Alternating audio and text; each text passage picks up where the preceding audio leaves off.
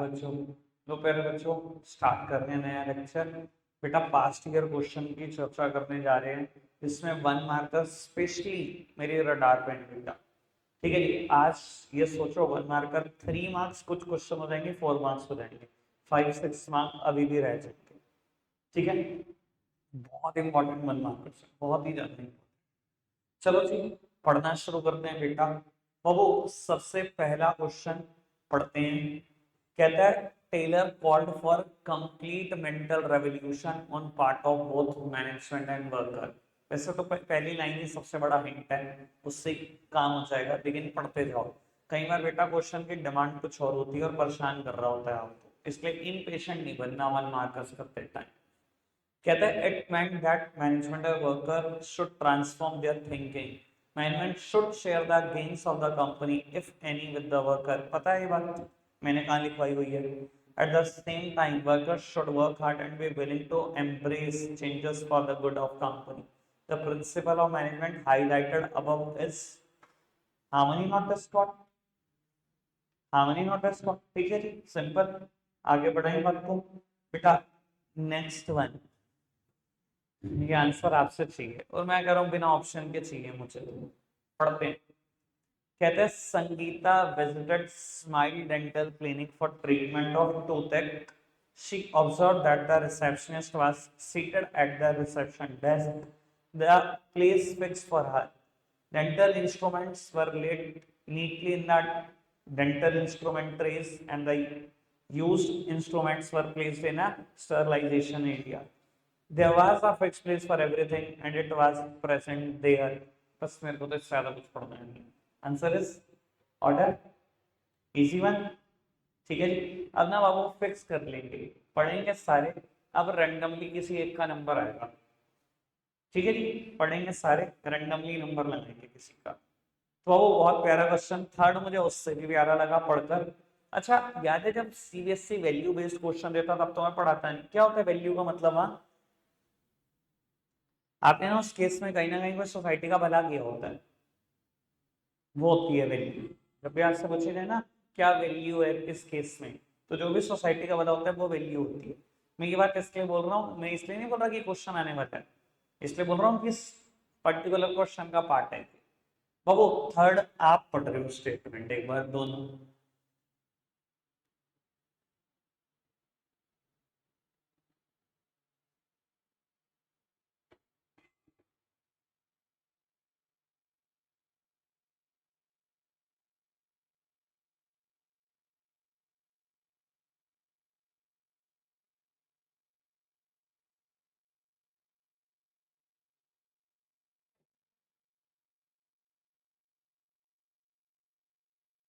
ठीक है,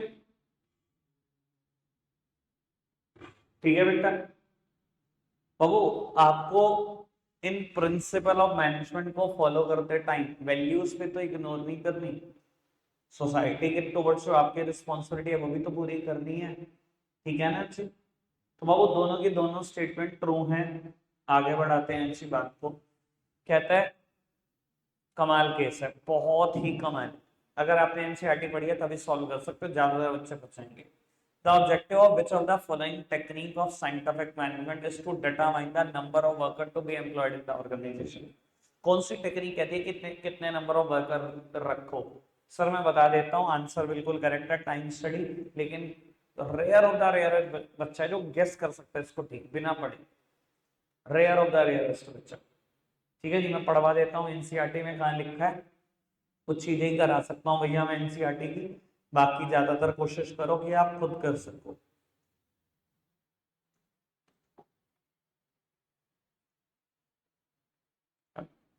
smart board के साथ इशू ये है कि दो पीडीएफ सेम टाइम पे ऊपर ओपन नहीं हो सकती, एक क्लोज करो दूसरी ओपन करो, इसमें बहुत टाइम चला जाता है।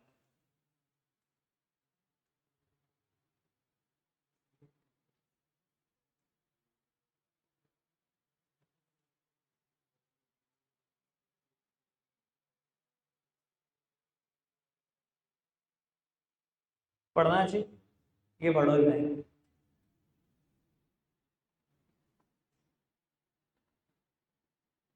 ठीक है जी, okay.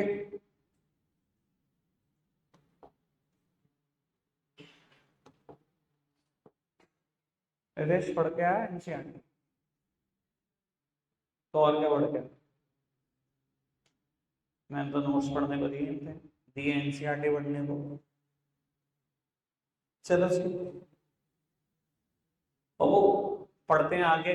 Identify the principle of management given by Fayol according to which the intent of this principle is to produce more and better work with same efforts. Sir again guess कितने कर पाते ये तो मुझे नहीं पता, पर बाबू एनसीईआरटी में सेम लाइन है, डिवीजन ऑफ वर्क। मतलब मैं कहता हूँ तो सुनते नहीं हो तुम यार, मेरे को ना बस यही एक चीज है जो बहुत परेशान करती है कि मतलब बीएसटी में कितना होमवर्क देता हूँ मैं। अरे 10 10 20 20 25 25 दिन में एक बार होमवर्क दिया है, कोई नहीं करके आया तुम।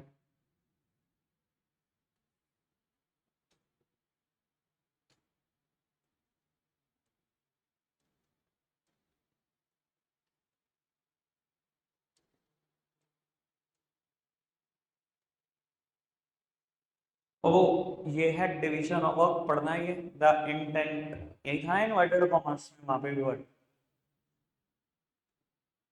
यहाँ तक थी।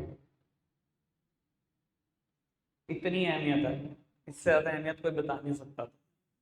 आज ही देखेंगे ना, आज ही अहमियत पता लग जाएगी एनसीईआरटी के चैप्टर में।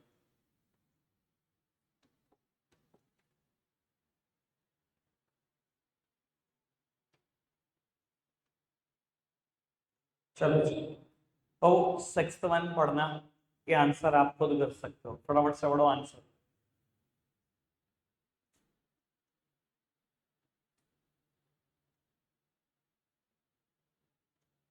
Done done, easy one. चलो seventh, simple, the, this principle will give rise to a spirit of mutual trust and belongingness among team member। ठीक है, बहुत बार आया है तो वर्ड भी बहुत आया, स्पिरिट ऑफ म्यूचुअल ट्रस्ट के स्टडी करते टाइम। अगेन सिंपल है, organization should have a chain of authority and communication, इससे ही आंसर हो जाएगा। Chain of authority, chain of communication, chain of command, तीनों है ना स्किल अच्छे। ठीक है, आगे बढ़ाते हैं जी। वो कहते हैं flavours of south is a famous chain of south Indian restaurants. It believe in complete cooperation between the labor and management. Its management encourage the employees for their constructive suggestions। मुझसे सुनिए ये word. They take their employees into confidence for all important decisions। और आपसे पूछा जाता है कौन सा प्रिंसिपल है साइंटिफिक मैनेजमेंट का? Cooperation not individualism. बढ़े आगे, चलो चलो बाबू 11th वन, काम की बात बेटा बीच में ही क्लियर हो जाएगा। Pioneer limited is dealing in fruit juices and hair oils. Mix करके लगा लो, क्या हो गया, या मिक्स करके पी लो। हेयर ऑयल एंड जूसेस, ये कौन सा कॉम्बिनेशन हुआ भाई? कहते हैं to ensure unity of action and coordination, it has made two separate division for each product। Each division has its own in charge plan and execution resources। Thus both the division are moving towards the same objective through focused effort। Sir own in charge plan and resources कुछ पढ़ना है? Unity of direction, कल तुम ही थे वैसे unity of command करने वाले इस बात पे, कोई क्या बोल रहा था? चलो जी, और वो पढ़ना चाहिए 11th one. The Fayol's principle of dash emphasis on kindliness and justice in the behavior of managers towards worker। Sir exact line NCERT, exact line।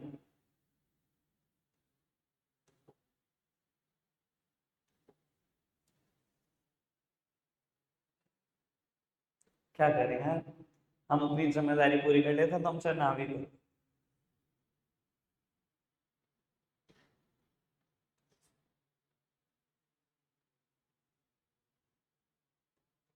वो बात अलग है, 100 आने के बाद कोई पूछता भी नहीं, चाहे हमारी पूरी मेहनत हो 100 लाने में। बच्चे क्रेडिट देने से भी कतराते हैं टीचर्स को आज के तारीख में। This principle emphasize expect line, except, ठीक है जी।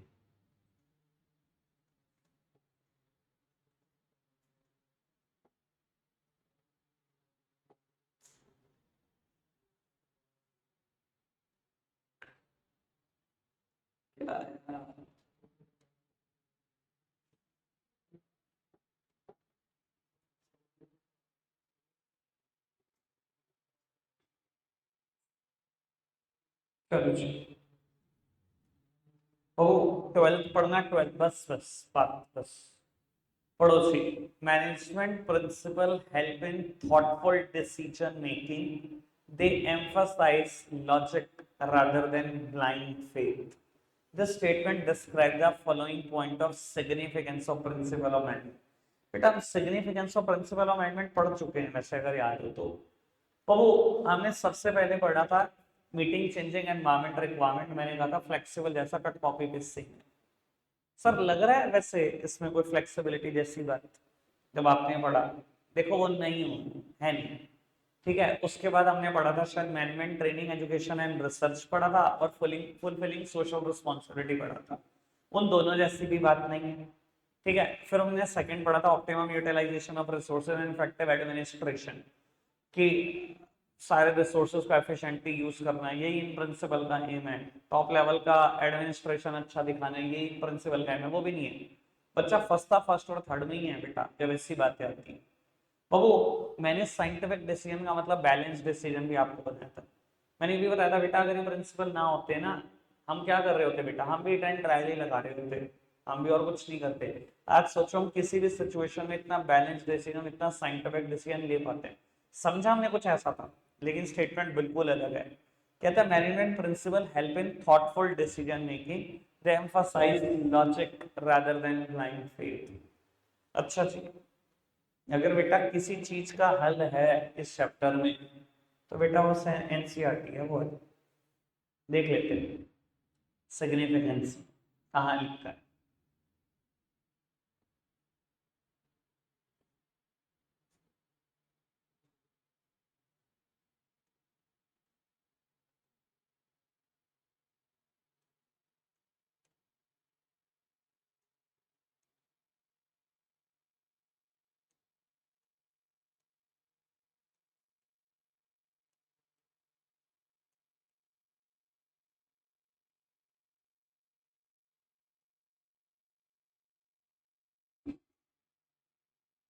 बाबू ये लाइन पढ़ना।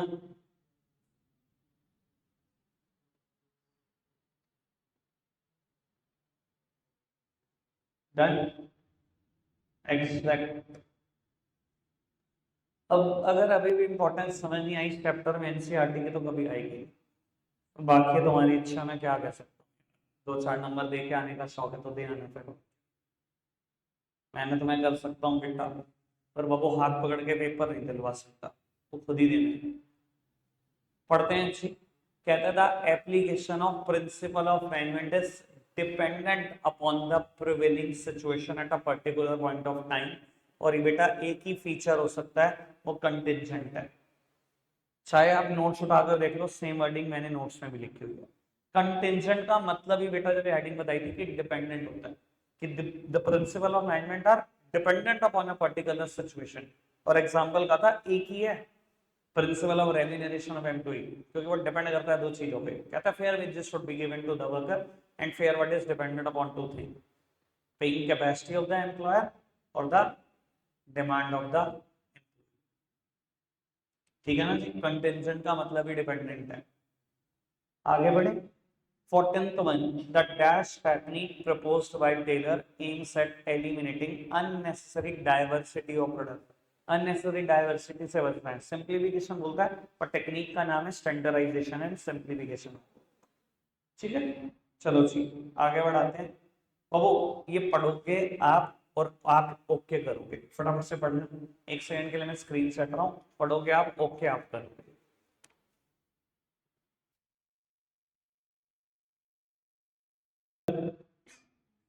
चलो जी बेटा नेक्स्ट प्रिंसिपल की तरफ आगे बढ़ते हैं। बढ़िया, मतलब मुझे लगा था केस स्टडी थोड़ी और मुश्किल बन सकती थी, मतलब बहुत बढ़िया बनाई, लेकिन खोदा फाड़ा और निकली चुईया जैसी वाली बात थी। पढ़ते हैं एक बार। Somesh works as a foreman in Lakshmi automotives limited, a company manufacturing cars. He is subordinate to Ramesh, who is a production in charge in the factory. Somesh is in charge of timely and accurate completion of job by the worker working in a production department.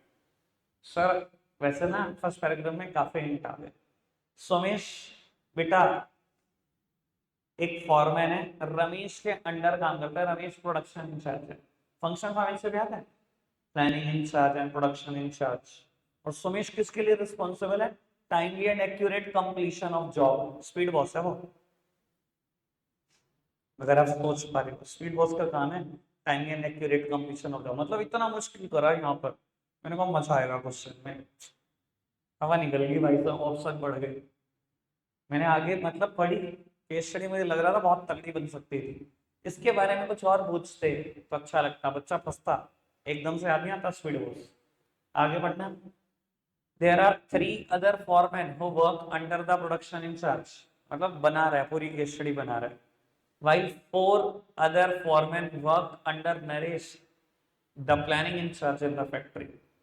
मतलब पूरी की पूरी बना तो दी बढ़िया, पर खोदा वाड़ा निकले चिड़िया वाले में। समझ तो आई क्या पूरा केस? कोई दिक्कत तो है ही।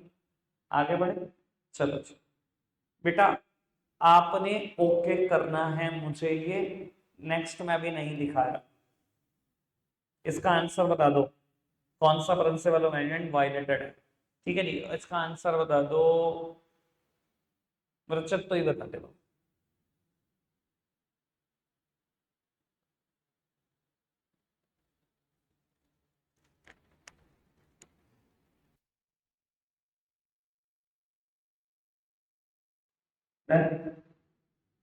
हाँ Rachit, very good answer is remuneration of employee. क्योंकि कहीं ना कहीं बात है कि वो एक स्टैंडर्ड ऑफ लिविंग मेंटेन नहीं कर पा रही। अच्छा न्यू टीचर ऐसा कुछ है, समझ आया? किसी को कोई और आंसर लगा तो वो गलत है, पूछ लेना प्रॉब्लम हो तो। बढ़े आगे, चलो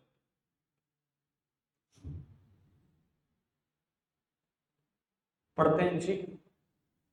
बाबू, worker and management both honour their commitment. एक ही आंसर हो सकता है बस, discipline. The principle of management given by FEOL, which aims at preventing overlapping of activity. Unity of direction हो सकता है, मैंने डिफरेंस में पढ़ाई हुई है। It prevent dual subordination, it prevent overlapping of activity. NCERT से पढ़ा था बिल्कुल। ठीक है जी, आगे बढ़ो जी।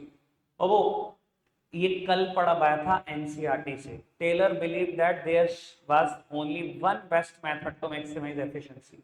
लगता मेथड बढ़िया होता, science not tool of the man. याद है ना बेटा बात, कल पढ़ाई थी एनसीईआरटी से।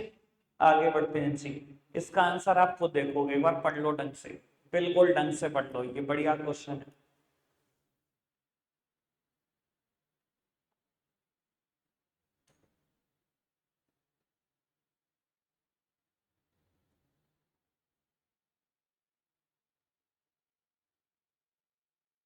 क्लियर? ओके, ठीक है, चलो कुछ पूछना है तो बताओ किसी को। वो कहते थे technique of scientific management given by Taylor which aims to establish interchangeability of manufactured part and products. Standardization, किस लेवल के स्टैंडर्डाइजेशन की बात करता है टेलर? कि इंटरचेंजेबिलिटी हो जाए। मैंने कहा था एक आईफोन को दूसरा आईफोन से रिप्लेस कर दो, कोई ना बता पाए पहला कौन सा दूसरा कौन सा। इतना स्टैंडर्डाइजेशन। ठीक है, बड़े चलो। उत्तर 23 इजी वन, आप पढ़ो एक बार। मतलब मुझे 1 मार्कर्स पढ़ के मजा आ गया, तो तुम्हें भी आई होप पता लग गया होगा। अगर तुम एनसीईआरटी ढंग से कर जाते हो कोई नहीं फंसा सकता, अच्छा अच्छा फंस जाए, तुम नहीं फंस सकते।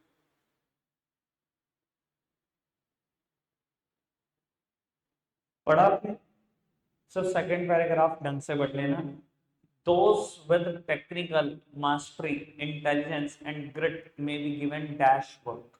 वो प्लानिंग ही करेगा, प्लान करने वाले अलग लोग, एग्जीक्यूट करने वाले अलग लोग। फंक्शनल फॉरेंसिक में कहा था ना टेलर ने, और बाबू दोस्त with energy and good health में बी असाइन डैश वर्क, वो एग्जीक्यूशन करेंगे बेटा। ठीक है जी। अगेन फंसो तो बचाएगा कौन? गुरु ग्रंथ साहिब 12th क्लास के लिए यही है, भगवत गीता यही है, कुरान शरीफ यही है। बस मैं तो इतना ही कह सकता हूँ। एनसीईआरटी पलटो भैया, जब फंसोगे तब बाहर निकालेगी।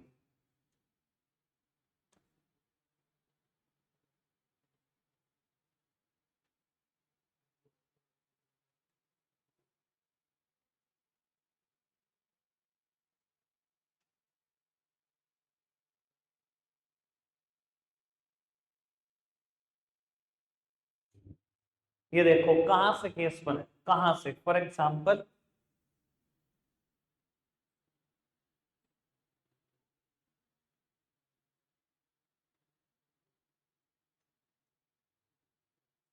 तो मुझे लगता है तुमसे बहुत ज्यादा मैं पढ़ता हूँ यार, बहुत ज्यादा तुमसे। एक एक लाइन छाटी हुई है मैंने, पूरा चप्पा चप्पा पढ़ा है। पता नहीं यार क्या कर रहे हो। ठीक है, बढ़ाते हैं बात को आगे। ये बढ़ना है, इसका आंसर आप खुद करोगे बेटा। स्केलर चेन पर बेस्ड क्वेश्चन है 24, करना फटाफट से, फटाफट कर।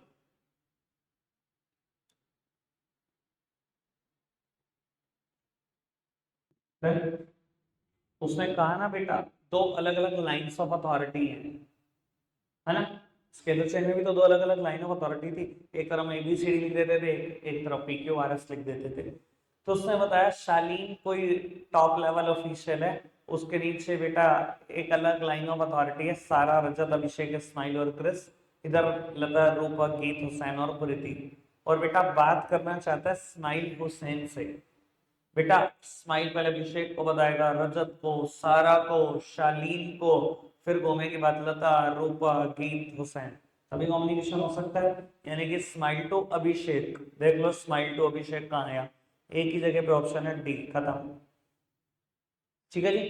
अगेन 25, एक नंबर क्वेश्चन, बहुत बढ़िया, बहुत ही बढ़िया। आईसी पढ़ लो, डिफरेंशियल पीस वेव सिस्टम पर है केस।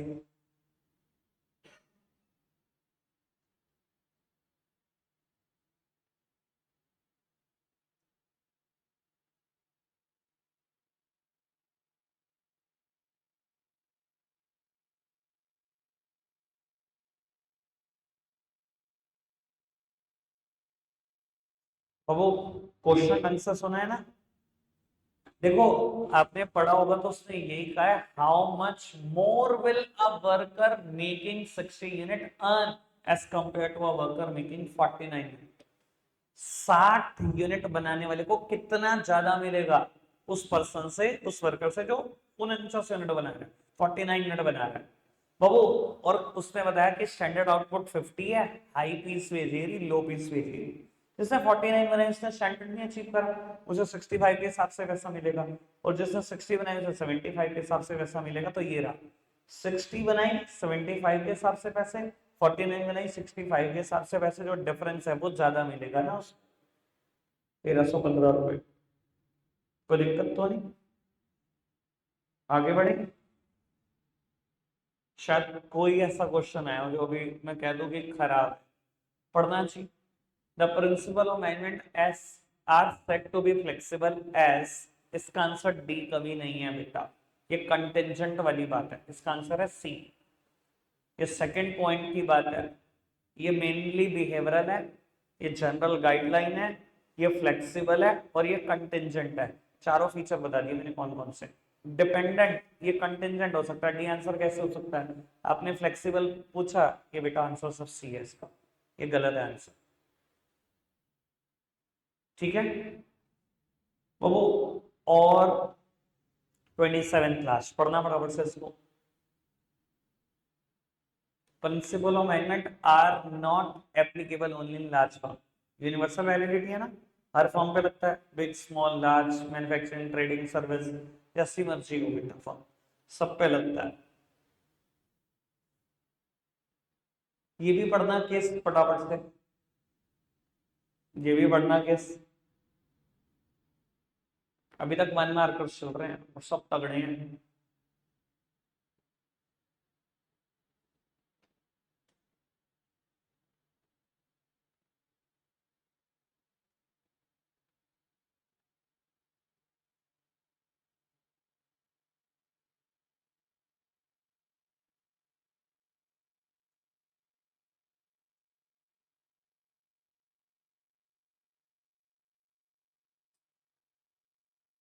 बाबू इधर देखना, कहता है it has separate department for manufacturing, finance, sales, maintenance services, technical services to achieve specialization. Company ने पहले क्या कर रखा है बेटा, अलग अलग डिपार्टमेंट्स में बांट रखा है, यानी कि अगर दिमाग में रखो, किसी को याद है ऑर्गेनाइजिंग तो फंक्शनल स्ट्रक्चर में बांट रखा है स्पेशलाइजेशन अचीव करने के लिए। कहते हैं बाद में उनका एरिया ऑफ ऑपरेशन बढ़ रहा है, कस्टमर भी बड़ा डिमांडिंग हो रहा है, तो कंपनी अपने एग्जिस्टिंग प्रिंसिपल को बदलना चाहती है। और आपसे पूछ रहा है कौन सा प्रिंसिपल बदलना चाह रही है कंपनी। स्पेशलाइजेशन तो आप समझ ही गए ना यार, डिवीजन ऑफ वर्क की बात चल रही है। अगर आपको डाउट हो रहा है ना, एनसीईआरटी खोल के देखिए ना, मैंने भाई साहब एग्जैक्ट पढ़ा, सेम बिल्कुल सेम चिपका है वो, एक एक वर्ड चिपकाया हुआ है इस केस स्टडी का वहां से, डिवीजन ऑफ वर्क। ठीक है जी, हमें बार बार इधर उधर करना चाह नहीं रहा बेटा। बाबू अभी ना काफी सारे क्वेश्चन ना बिल्कुल सेम है, रूट क्लर्क का रोल क्या है, फटीग स्टडी क्या है, टाइम स्टडी का ऑब्जेक्टिव क्या है। ये बाबू बहुत सिंपल सिंपल क्वेश्चन है, मैं थोड़ा सा एक मिनट देख लूं, कुछ मुश्किल हो तो।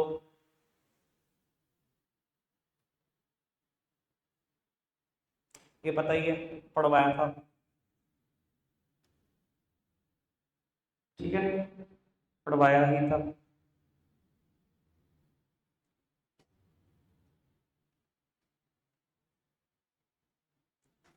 आ गए बेटा 3। बाबू अभी ना बाकी एक बार केस ना मैं आपके ग्रुप में सेंड कर देता हूँ। ठीक है जी, आप पढ़ लो आज 2 4 और। ठीक है जी, फिर इतना ही माइंड अप करेंगे आज के लिए, कल करेंगे। और वो रग आज के लिए इतना ही है। बाय।